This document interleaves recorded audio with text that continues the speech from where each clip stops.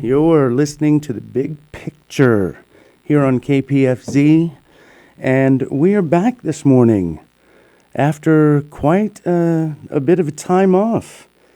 And it's good to be back here in the studios. There's a lot going on in the world right now, clearly, and we're going to get to and talk about that today, and invite callers to participate and call in and have a conversation about some of the events that we're seeing unfold and some of the topics that we really need to talk about. I think it's getting a little bit, well, you know how it's getting out there, and so let's not ignore that this Saturday, my first Saturday back. In about 3 or 4 weeks, I will tell you, I was gone for a little while. I went down to visit the SEMA show, the annual SEMA show, which is a big car show down there in Las Vegas. And it's a car show, but it's really a conference for the people that make a lot of the accessories and things, the direction of our automotive industry you can see there. And it was interesting to me when I went. One of the things that really stood out is that, electrification of cars is really coming, and we can look forward to that.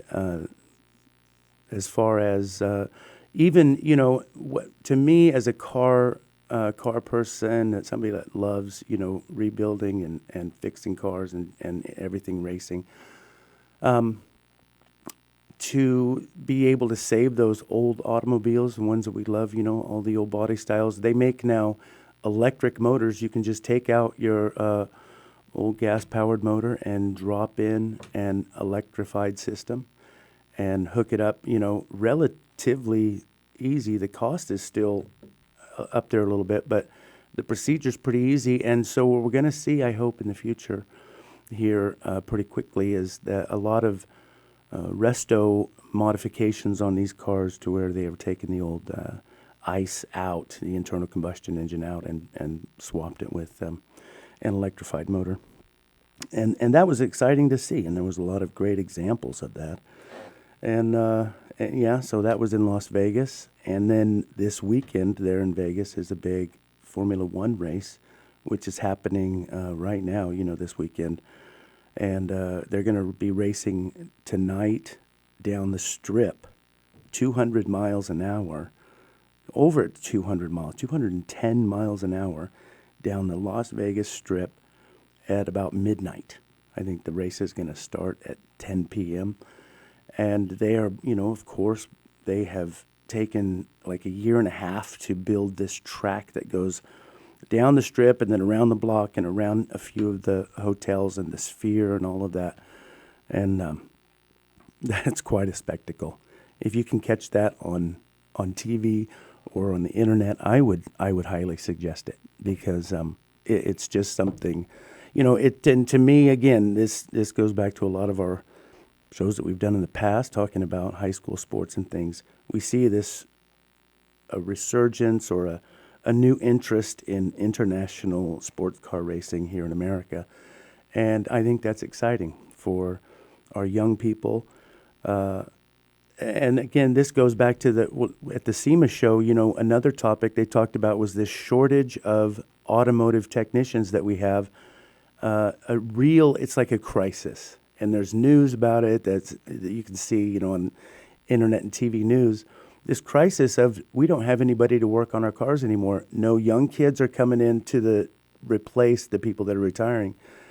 And that's, the big picture is about how everything is connected. And here I am as an auto shop teacher trying to train new kids to come into this industry and get them excited about it. And it's difficult, even though the industry is very exciting and highly technological and interesting, at least to me.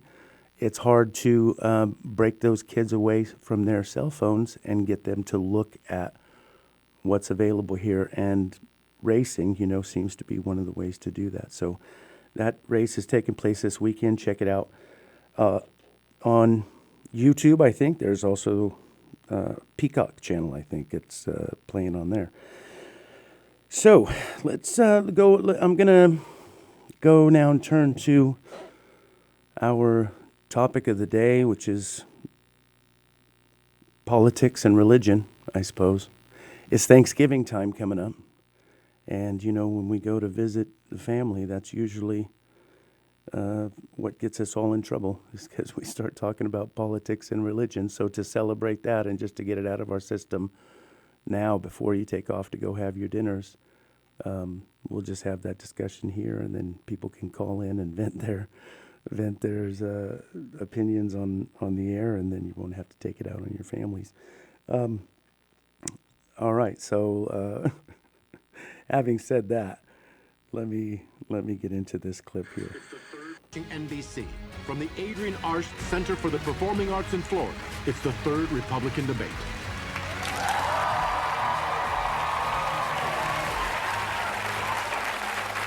Good evening.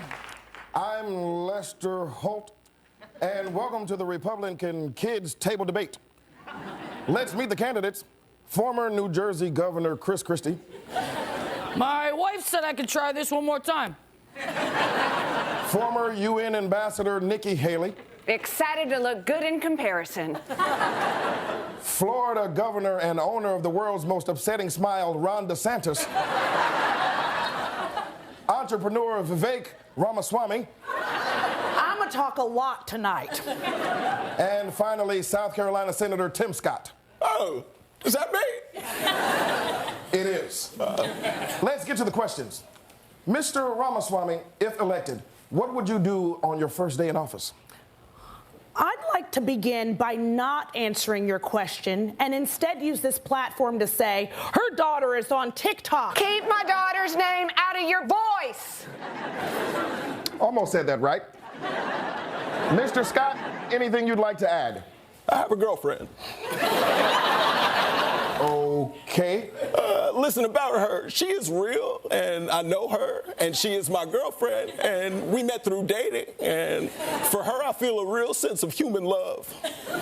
Got it. Now, former President Trump is leading in the polls with 56%. Ambassador Haley, why should voters consider you instead? Look, he was the right choice in 2016, but we need to move on. I promise you, one of us on this stage tonight will be the Republican nominee for president. How adorable. They actually think they've got a chance. Sad in some ways, but in other ways, funny. Can you believe it, folks? 91 indictments, 4 trials, and I'm still the best choice. Now they're all stuck behind me, and there's nothing they can do about it, just like in real life. 3%, 8%, 14%, 5%. And how about poor Tim Scott, huh? 1%, very low. Lower than, frankly, milk. Apparently there's a milk lower than 1%. People are calling it skim. We've never had it. We don't drink it. But we like Skim Scott. We love him. And his girlfriend. Not a lot of chemistry between those two, right? To make me and Melania look like Taylor and Travis. And how about Vivek Ramaswamy? We like to say Ramaswamy. But do we like him? He makes it hard, doesn't he, folks? This kid, he checks a lot of boxes. He's rich, he's rude, he's got weird hair. He's a lot like me, except for one thing that matters a lot to my horrible, horrible base. White. Sad, he's going nowhere. And look at who SNL has playing him, poor Ego. You don't like it, she doesn't like it. She used to be Lisa from Temecula, now she's Vivek from Ramaswamy. And look who they got playing Meatball Ron, one of the Destroy Boys. Ron's watching at home like, who the hell is that? Poor Ron DeSantis, even SNL doesn't think he has a chance. If they did, it'd be like Paul Rudd or something in there, right? And how about Nikki Haley, right? I call her bird brain, but only in public. She made some terrible points in that debate. I don't really know. I have trouble hearing women over 25. But let's be honest, we're not going to have a president whose name is Nikki. President Nikki. Just doesn't sound right, probably because it's a woman's name. And how could we forget Chris Christie? It's actually pretty easy. You just walk away. Isn't it sad, folks? None of them can beat Joe Biden, the worst president since, frankly, me. Joe Biden, he's so old. The mentals are clearly in decline. And I am losing it also. You're seeing it all the time. We're seeing it a lot. I say things like, I'm beating Obama. That's not right, but I say it. It's fun. And they say, why aren't you at the debate, Mr. Trump? Where's Trump? But I couldn't be at the debate because I'm very, very busy. I'm going from trial to trial. I'm basically doing house hunters, but with courtrooms. But how horrible are these trials, making all my children testify against me? My sweet little middle-aged criminal children.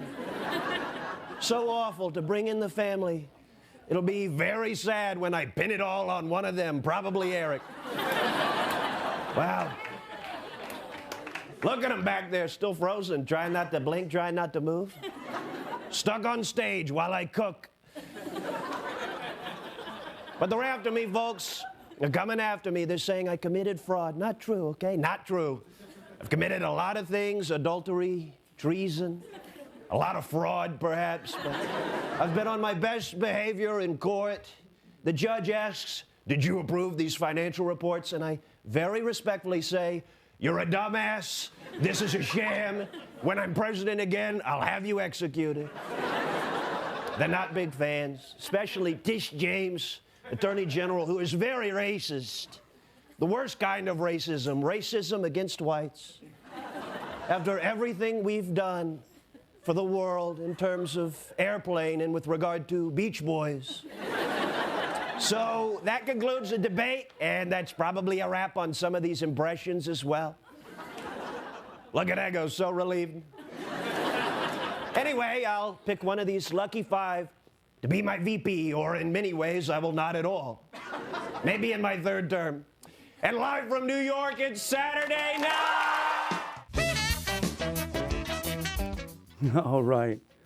Yeah, so that was the promo from Saturday Night Live, the cold open from last week, and it was just so, to me, so spot on.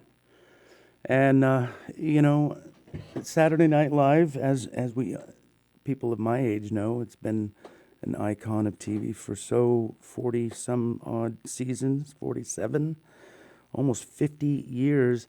And they've been, you know, the satire business has been good to them. But the point of of me playing that, we have to laugh first, because there's nothing to laugh at. The reality that is underneath this skit isn't funny at all. All of this comedy is based on truth, and it's nothing to laugh at. And it's nothing to sweep under the rug. That's why we got to talk about it. You know, this whole the push towards authoritarianism for people that are younger, maybe, or people that don't read a lot of history. And I'm, you know, admittedly, I don't read a huge amount of history, but I did come across this, which I did not know. And it, you know, it does connect back to the car industry and all of this.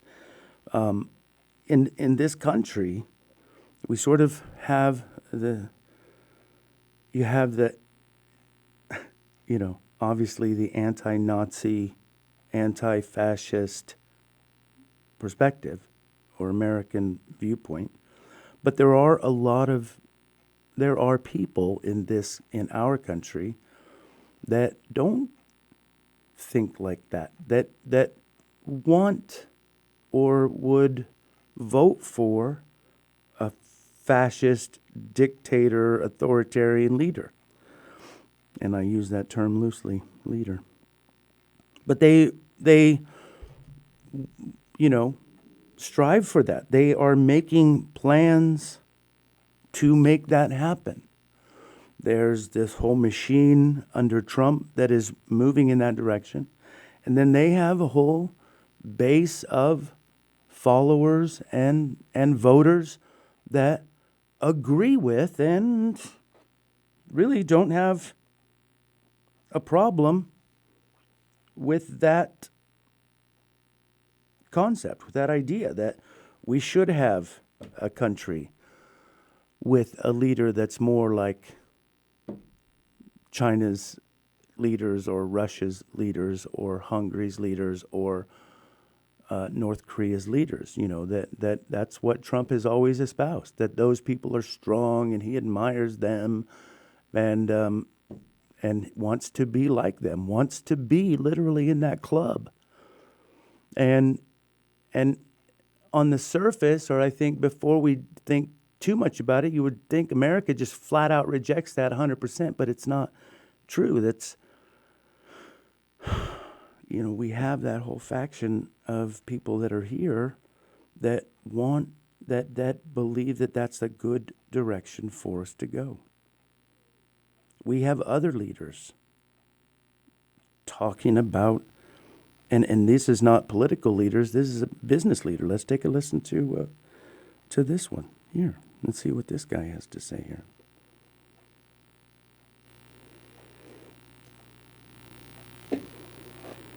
No, see? I'm going to start that over here. Go. There's a little history also. Information implanted once upon a punched card.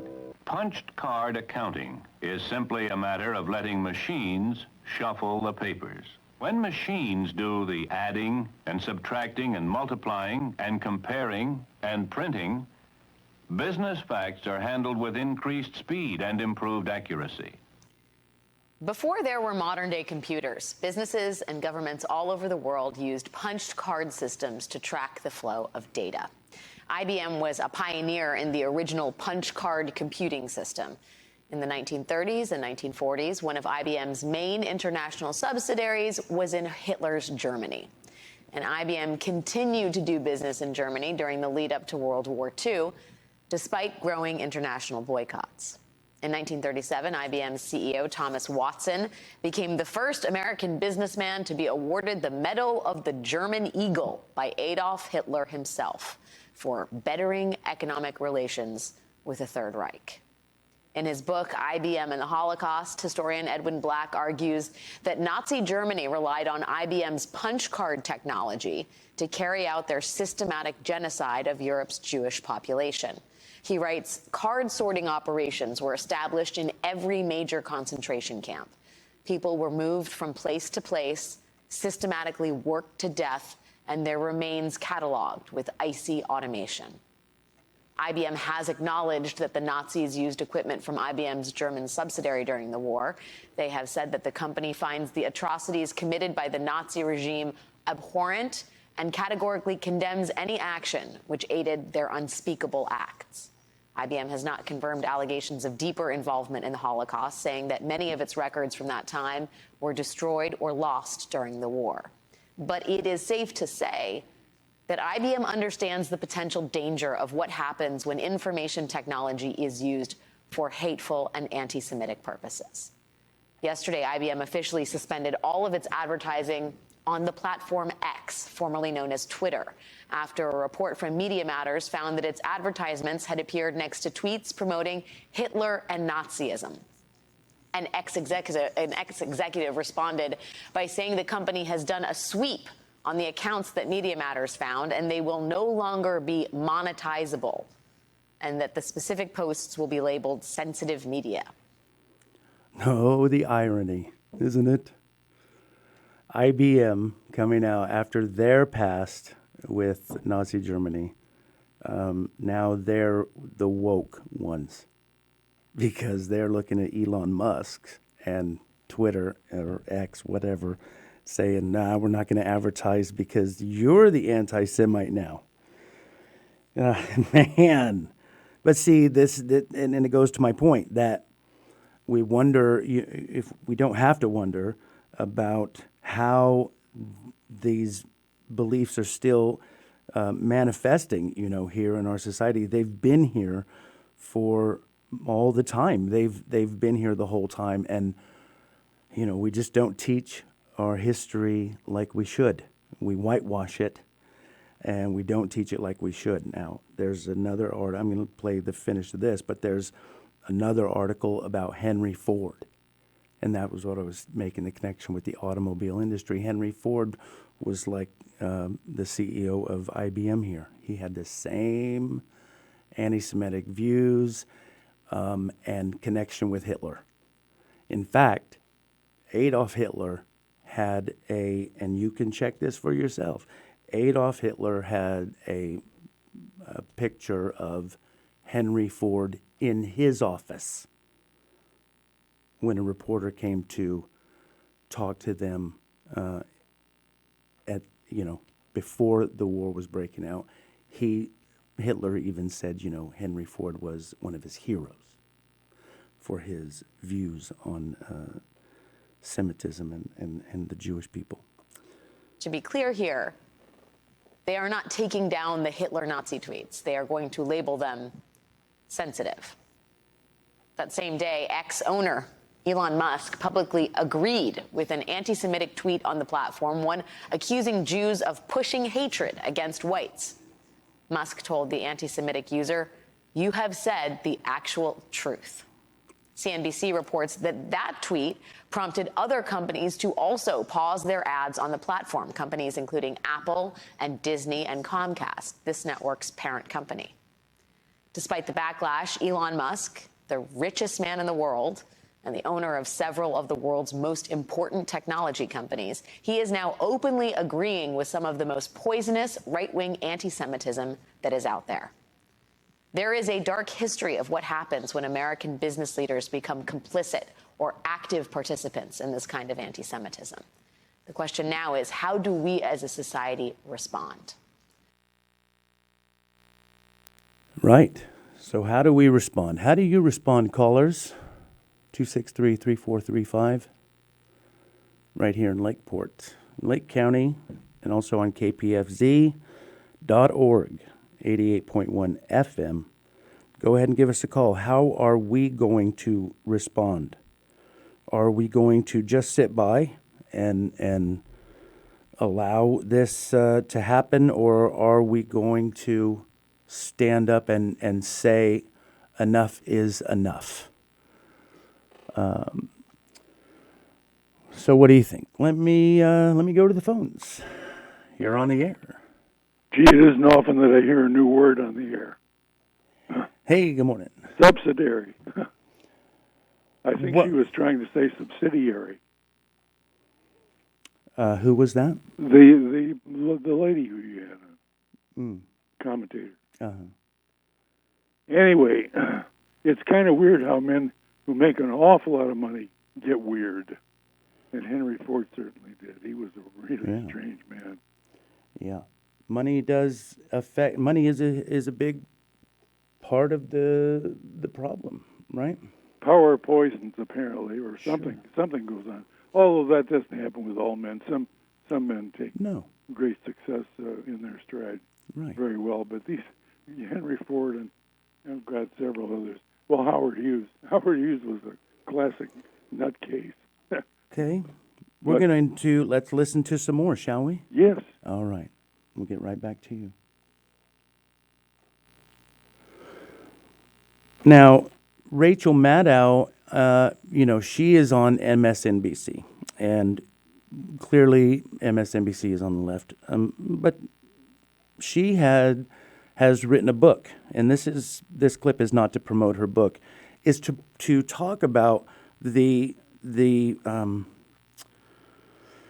connection between the Nazi Germany past and that authoritarian rise. We all look back, we look back on that now and go, how could that ever have come to be? How did someone clearly as terrible as Hitler, how were they able to rise to that level of power and control And we look at it very sometimes surprised, like baffled.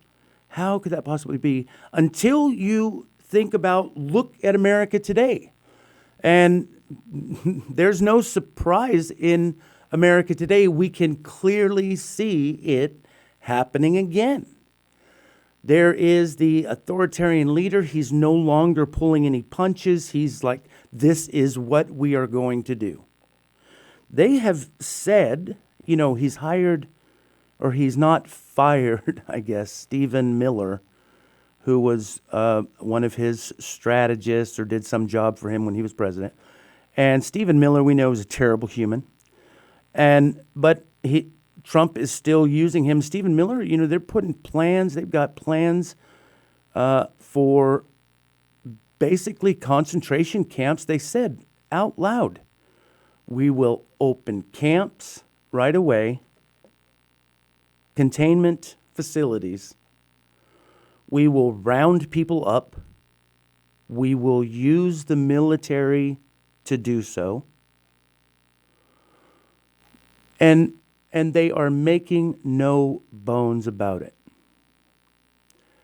And what can be done, right, to stop it?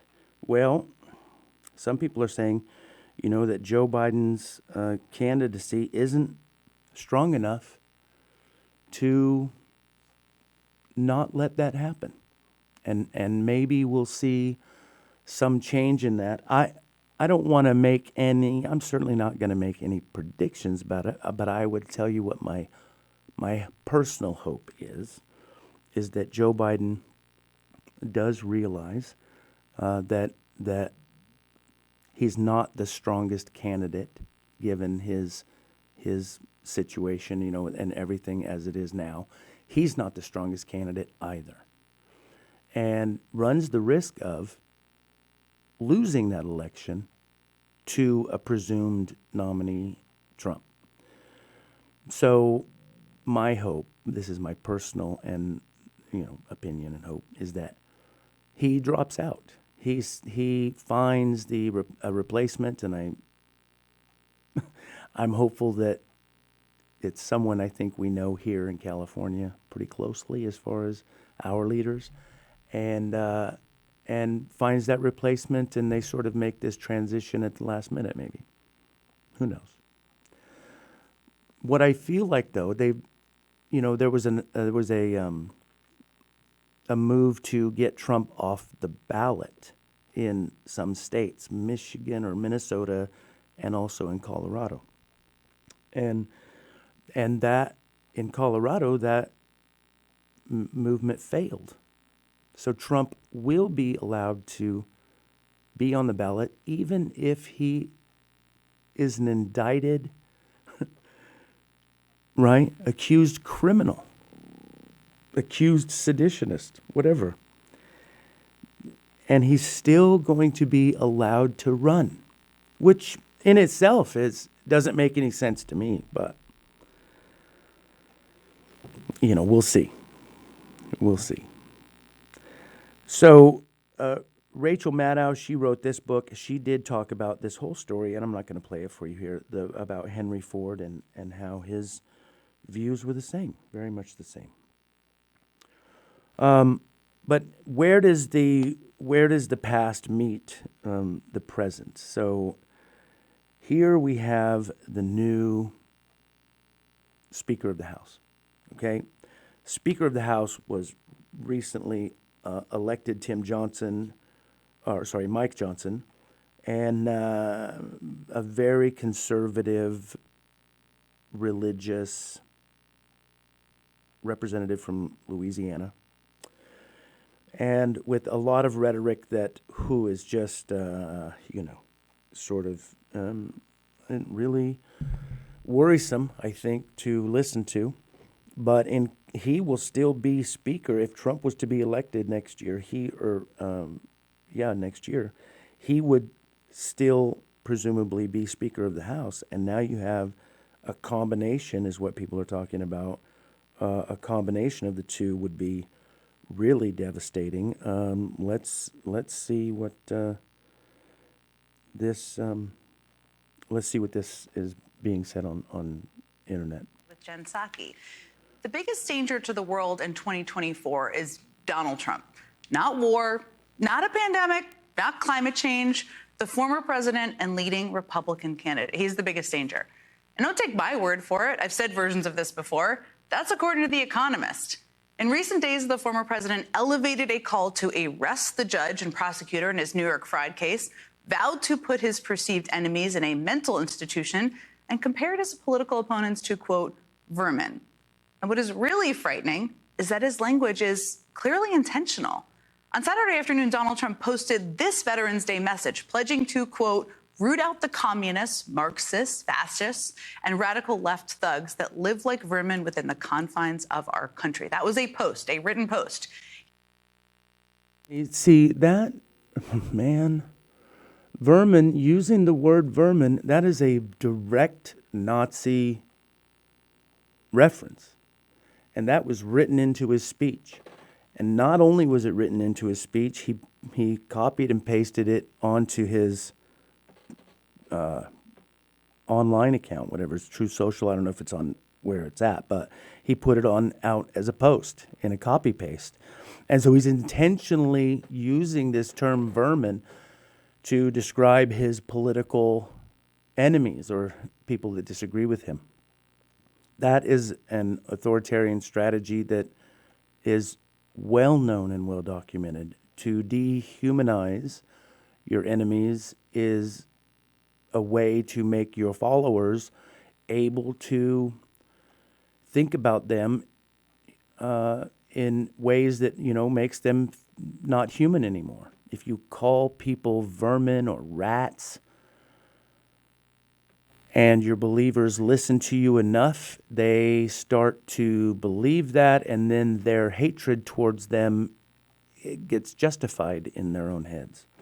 And so that is a psychological strategy that authoritarians implement to get their people to follow. And it's ridiculous that it's really happening here again. And honestly, I feel like the news media and all of this machine, they don't really want this to end. The news doesn't, because it makes good news. It makes for ratings and all of that, and it gets viewers, and then that sells ads. And I get that, and I it's sort of a self-perpetuating cycle. Man, it's a confusing. What are you going to do? Stand up and yell, but you're yelling at this giant machine that just goes round and round and self-perpetuates itself. It is frustrating. He then repeated that fascist rhetoric, echoing Adolf Hitler, in front of the crowd. Also, notice what Trump did. He said, "We're," in his speech and in his in the tweet there, he used certain words. He says, "We are going to root out the communists, one, the Marxists, right, the socialists, two." Then he throws in fascists, and then the fourth term is radical left, whatever, left-wingers. And so three of those groups are known certainly for being on the left side of the spectrum, the communists, the socialists, the radical left. But he throws fascist in there, in the group, so that his followers start to, they associate fascist with the left, which is, again, a rhetorical strategy that's being done on purpose, because fascism is not associated with radical leftism. It's a right, it's the use of business and government together to control the people, and it is a right-handed strategy. But they're intentionally putting it in there to confuse the vocabulary and to confuse their followers. Don't be fooled by that either. Gathered at his New Hampshire rally. This wasn't off the cuff. He planned to deliver those words as part of his big finale in his closing argument of that speech. And Trump's campaign spokesperson defended the language, saying that the, quote, sad, miserable existence of those who criticize it will be crushed when President Trump returns to the White House. That is not backing. What? That's his spokesperson gets on and says, yeah, we're not backing down from that. We're going to crush the resistance when he is back in power, their sad and miserable existence. Let me also point out that in the clip here, they're showing the rally, and they always, as they always do, they have a bunch of people, sitting. The camera is on Trump, and then there's people sitting directly behind him in the frame, right, of the camera. And those people that are in that frame are selected on, that's not random. They're set up there. That's the stage, and they are set there as the background, right? So there's a certain number of red MAGA hats in position. There are a certain number of men, women. You might see a single African American in there just to show some diversity. In this particular picture, no diversity whatsoever, all white people. And then the thing that stands out to me the most is the sign being held. There's a Trump 2024 signs, 2 of them, and then there are 2 other signs that say peace through strength. Peace through strength. And that, my friends, if you have read 1984, George L. Orwell's book, 1984, that is clearly a pull right from those pages of that authoritarian society, and the control that they exerted were through slogans just like that meant the opposite. They were what did they call it? Something speak. Double speak or something like that. And so this sign, peace through strength, it is just, to me, a glaring beacon, of authoritarian strategy. His closing argument of that speech. And Trump's campaign spokesperson defended the language, saying that the, quote, sad, miserable existence of those who criticize it will be crushed when President Trump returns to the White House. That is not backing off of it, just in case you're wondering. So this wasn't a gaffe. This wasn't some crazy Donald Trump rambling riff at the end of a speech. It is his message, and it is his plan. According to recent Washington Post reporting, quote, Donald Trump and his allies have begun mapping out specific plans for using the federal government to punish critics and opponents should he win a second term, with the former president naming individuals he wants to investigate or prosecute, and his associates drafting plans to potentially invoke the Insurrection Act on his first day in office to allow him to deploy the military against civil demonstrations. That's what they're planning. Donald Trump has always been an authoritarian at heart. He loves dictators and authoritarian leaders. In fact, even just today, just a few hours ago, a judge in Colorado just ruled that he did indeed incite insurrection on January 6th. But he is allowed to remain on the ballot in that state. We're going to talk about that a little bit later in the show. But Republicans have always overlooked the dangerous rhetoric and used him to meet their ends. They figured, we'll use him. They passed tax cuts that benefited the ultra-wealthy, something they'd been wanting to do. They stacked the Supreme Court and the lower courts with conservative judges. And of course, that conservative majority on the court then struck down Roe v. Wade, as we all know. These priorities were so important to Republicans that they were willing to look the other way. The problem is they created a monster that they can't stop. And lots of Republicans are deciding they kind of like the way the monster does things. Right now, we're watching more and more Republicans embrace those anti-democratic values. Opinion columnist Jamel Bowie explains in the New York Times earlier today, quote, to many Republicans, persuasion is anathema. There is no use making an argument since you might lose. Instead, the game is to create a system in which heads or tails, you always win. I'm going to talk to Jamel later about that in the show. And his point is key to understanding the current Republican Party and what their motivation is, according to their new speaker, Mike Johnson of Louisiana. Now, at first blush, it may not seem like he has much in common with Donald Trump. After all, the speaker is a deeply religious conservative in a covenant marriage with a penchant for nerdy glasses as well. And Donald Trump as well, Donald Trump. But if you listen carefully to Speaker Johnson, you may hear some familiar themes. The only question is God going to allow our nation to enter a time of judgment for our collective sins, which his mercy and grace have held back for some time? Or is he going to give us one more chance to restore the foundations and return to him? We will not be able to do it without the Lord's help, because Okay, that type of rhetoric right there is just fanatical. It's fanatical. Mike Johnson clearly would believe that a civil war or a world war is and something where our country, in a civil war, for example, would be what we deserve, in Mike Johnson's opinion. A civil war that ripped us apart, that killed our brothers and sisters for the sake of political differences like this, would be, in his opinion, God's judgment on us. He would not be surprised if that's what happened and that we were torn down to our knees. He would not be surprised. In fact, he would say that was part of the big plan. That's God's judgment on us for our sins. And he would go on to blame, all of those sinners that are not him. The LGBT communities, the minorities, and the other people who he thinks are the other, would be bringing God's wrath upon us, and that we deserve it.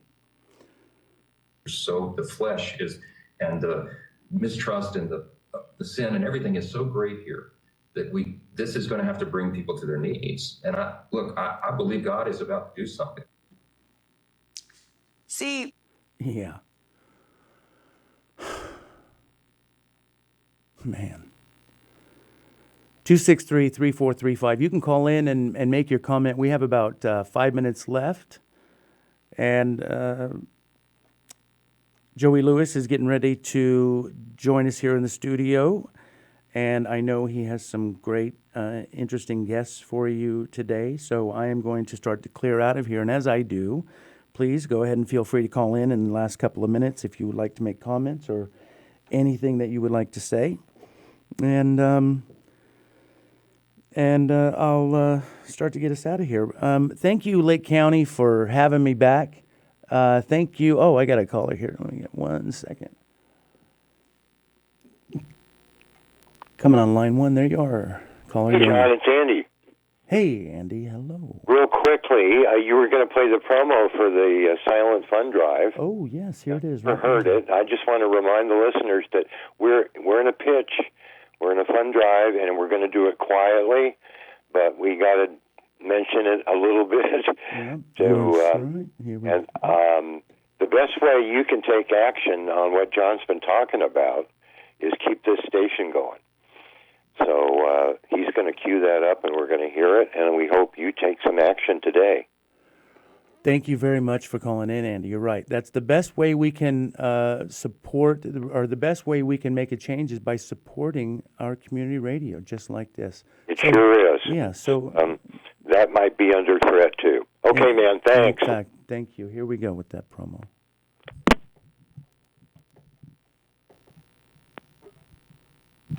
Hello, listeners. Let's keep KPFZ on the air. Become a member, renew your membership, or donate during our Fall Silent Fund Drive.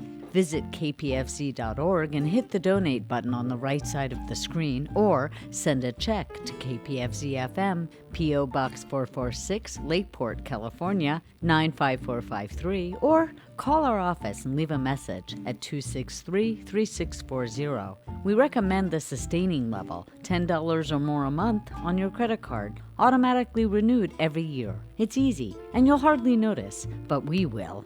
Thanks for keeping community radio alive in Lake County. Hey, caller, you're on the air. Hi, my name is Lisa. I'm driving to work right now, and I just caught the tail end of the last program. How can I get a copy of that? Well, happy to pay for it. You can call. Actually, I have a copy, so I have copies of my shows, so you can text me and get it. I can make a copy for you. Oh my gosh, that would be awesome. Is this Herb? This isn't Herb, is it? No, my name's John Tyler. Okay, you're John. That's yeah, what I thought. That's what I thought. Awesome. How do I give you this information so I can get back on the road to work? What do I need to give you? Can you take down my phone number? We'll go ahead and do that. Or are you driving? I'm driving. You're driving. I'm driving. You can call the station. You can call the station or look up the number when you're not driving. I have to get ready to go because I have another. Okay. No, I have here. a pen and paper. What's your number? All right. 727-8037. 8037. Thank you so much. Have a There great you go. day. You too. Bye. All right. I'm going to play some music. I'm going to get this started while we get ready to go here. Joey's going to come in.